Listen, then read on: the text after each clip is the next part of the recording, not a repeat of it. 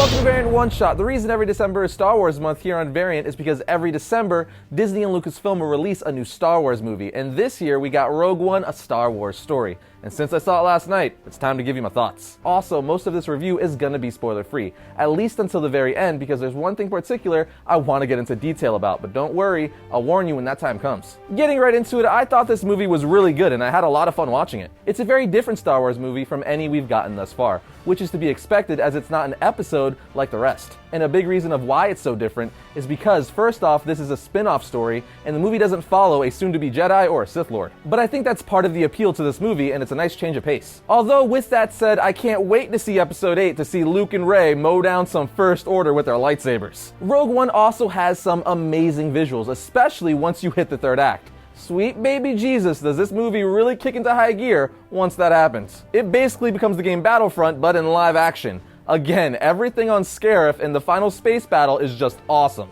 And a lot of the movie really calls back to the original trilogy, like the way they handled the Rebel X-Wing pilot saying "Red Leader stand by," all the way to the way it's shot. It just made my geek heart really happy. But besides the movie looking great and them bringing awesome new things to the Star Wars universe, like the Death Troopers who look awesome, and even the Scarif Troopers, we even get new vehicles like the U-Wing and the TIE Striker. But let me talk about the characters for a little bit, since this is the first time we're introduced to them. The main character, Jyn, was pretty good, although she wasn't my favorite character by any means. My favorite character was actually Chirrut, who plays a blind warrior monk who helps in stealing the Death Star plans. He's just a very interesting character, and man does he kick butt. Like, a lot. His buddy Baze Malbus was also great and was a beast using his heavy repeater cannon. Cassian was also good, so was K2SO, although at the same time, I didn't like how they were hardcore trying to make K2SO the comedy relief, because I thought it just didn't feel natural at times, but overall, he was a good character. As my friend Bobby said, he's like a gangster C-3PO. Ben Mendelsohn playing the main villain Orson Krennic did an awesome job. He's also great on the show Bloodline.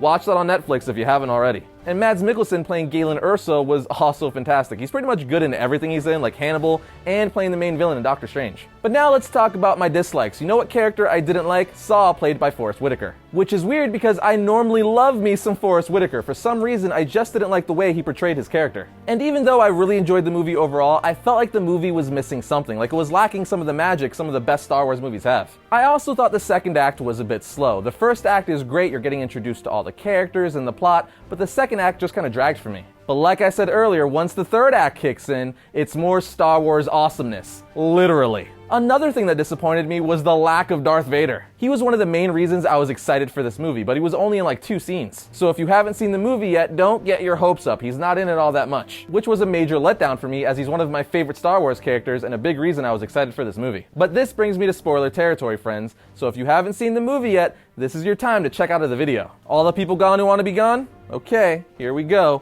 One of the final scenes of the movie when Darth Vader gets on the rebel ship and you just hear his breath in the darkness and then he lights up his lightsaber revealing him, I literally said yes out loud in the theater. It only lasted like 30 to 40 seconds, but man was that worth going to the movie for alone. I just wanted more of that, like a lot more of that. But something is better than nothing. Also, since we're still in spoiler territory, I loved how they tied the movie to A New Hope at the very end by giving the Death Star plans to Princess Leia. In summary, I really enjoyed this movie. Out of the 2 Star Wars movies since Disney took over, I will say I enjoyed The Force Awakens a lot more. But that doesn't mean Rogue One was bad. I think it's a good addition for the franchise, especially being a spin-off movie. I actually want to see the movie again because now that I know the tone of the film, I think I'll enjoy it more the second time around. So if you're a Star Wars fan, of course you have to see this movie.